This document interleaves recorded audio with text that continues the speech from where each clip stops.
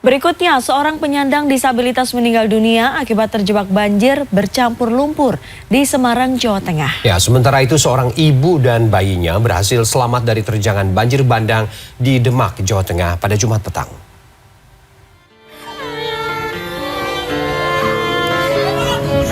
Banjir bandang melanda perumahan Dinar Indah, Tembalang, Semarang, Jumat petang. Air bercampur lumpur merendam puluhan rumah hingga nyaris menyentuh atap. 137 rumah warga terkena dampak banjir ini. Seorang pria penyandang disabilitas Agus Purbantoro 50 tahun ditemukan meninggal akibat terjebak banjir di dalam rumah. Banjir juga merendam barang berharga milik warga tak terkecuali kendaraan bermotor dan kebun. Menurut warga, banjir terjadi akibat jebolnya tanggul Sungai Pengkol di dekat perumahan. Karena tingginya intensitas hujan dan banjir kiriman dari kawasan perbukitan di Unggaran. Jebol langsung air masuk kok. Paling tinggi seberapa Pak? 3 meter. 3 meter loh. Kemarin kan kendaraan kan banyak yang ambruk semua. Mobil tidak kelihatan. Tapi ini dulu sing tingkatnya rumahnya sing jalan 1 itu sing jebol ini tidak masuk, sekarang 1 dulu Pak.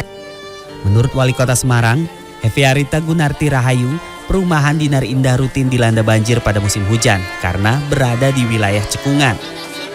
Kan mereka tidak mau pindah, dan ini sekarang mereka mau pindah, ya kita coba pikirkan untuk relokasi yang terbaik. Pak, krimis Pak, ayo kita balik lah. Masih dari Jawa Tengah, seorang ibu dan bayinya yang berusia 3 bulan selamat dari terjangan banjir bandang di perumahan Orion Ranggen, Demak, Jumat petang. Nungki dan bayinya lolos dari terjangan banjir bandang setinggi lebih dari 1 meter setelah naik ke atas genting. Banjir terjadi akibat meluapnya Sungai Babot.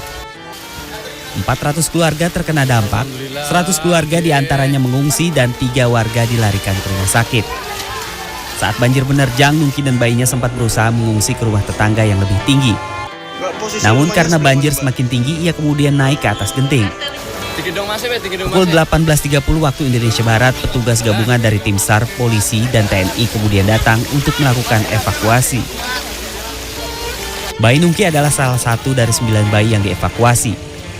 Hingga Jumat malam, petugas masih sibuk menyiapkan dapur umum untuk memenuhi kebutuhan logistik warga yang terkena dampak banjir bandang.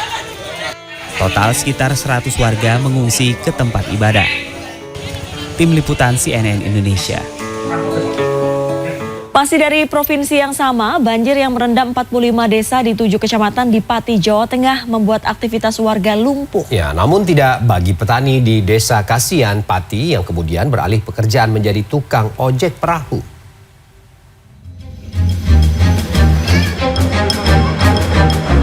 Banjir di Kabupaten Pati, Jawa Tengah membuat sebagian besar rumah warga terendam. Warga yang mayoritas petani tak dapat berbuat banyak karena sawah dan rumahnya terendam banjir. Tak ingin berdiam diri karena menganggur, sebagian warga kemudian beralih pekerjaan menjadi tukang ojek perahu dadakan. Selain mengantar warga keluar masuk desa, ojek perahu melayani warga yang hendak mengirim bantuan dan makanan. Selama banjir melanda, banyak warga dari luar desa yang berminat naik perahu untuk melihat kondisi banjir dari dekat. 14 perahu disiapkan oleh warga setempat selama desanya terendam banjir. Dengan membayar Rp5.000, setiap penumpang akan diantar pulang pergi dari lokasi. Antara Pati sama Kudus, istilahnya dadaan. Daripada orang kampung banyak yang nganggur, punya perahu sendiri-sendiri, banyak pengunjung yang datang, akhirnya punya inisiatif buat harian gitu, wisata lah, wisata dadaan. Seorang tukang ojek bernama Sarwan menambahkan dengan menyediakan ojek perahu bisa bertahan hidup setelah sempat menganggur selama desanya terendam banjir. Dahyal Akbar, Pati, Jawa Tengah.